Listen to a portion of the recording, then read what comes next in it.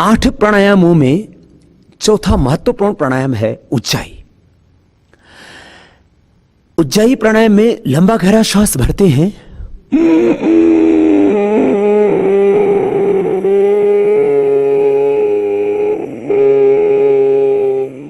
भर करके रोक के रखते हैं, और जब रोक के रखते हैं तो जाल अंदर बंद लग जाता है। बोल बंद भी लगा सकते हैं। थोड़ी को कंठकूप में लगा देना है, जाल अंदर बंद है, और श्वास को अंदर रोक के रखा, या अभ्यंतर कुंभक हो गया।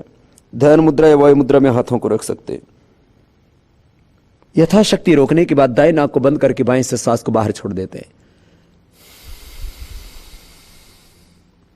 ऐसे इसको 3, 5, 7, 11 बार से लेकर के 21 बार तक कर सकते हैं। उज्जाई प्राणायाम में गले को टाइट करके श्वास को अंदर भरते हैं, नाक से मुंह बंद होता है, और गले को टाइट करके जब श्वास भरेंगे तो एक साउंड होगा।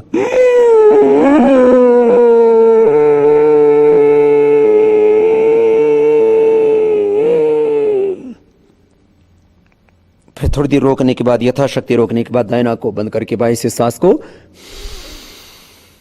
बाहर छोड़ देते हैं। गले की एक्सरसाइज के लिए, थायराइड पैराथायराइड के लिए, थ्रोट इन्फेक्शन के लिए, स्नोरिंग के लिए, खर्राटे, स्लीप एपनिया के लिए, स्टमरिंग के लिए, जो बच्चे तुतलाते हकलाते हैं, टॉन्सिल की प्रॉब्लम के लिए उज्जाई से बेहतर कुछ भी नहीं हो सकता।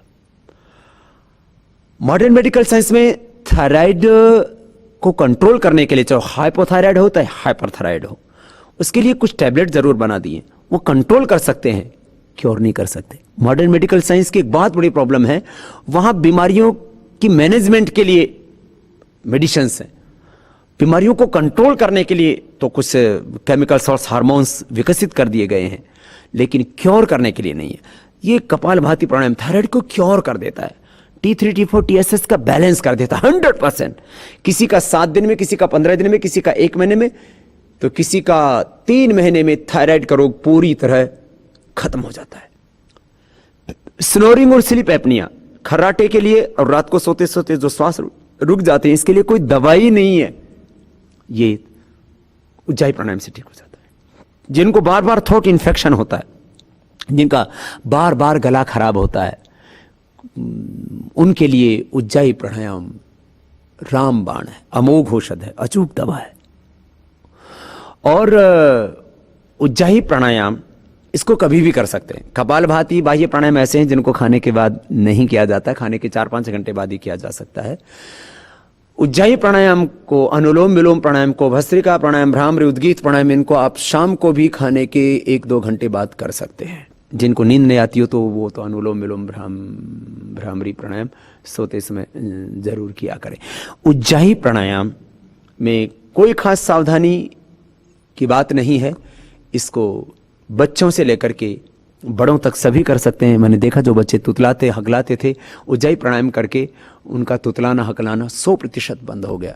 टॉन्सिल की प्रॉब्लम अक्सर छोटे बच्चों को बनी रहती है, और विदेशों में तो मैंने देखा बहुत से देशों में टॉन्सिल का ऑपरेशन ही कर दिया जाता है।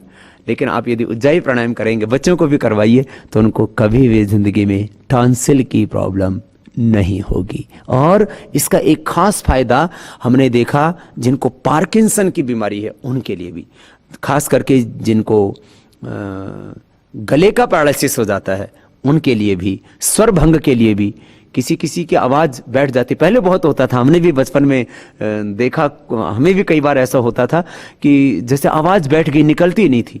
तो ऐसी परिस्थिति में भी कपालभाति और उज्जाई प्राणायाम आपकी बहुत मदद करते हैं।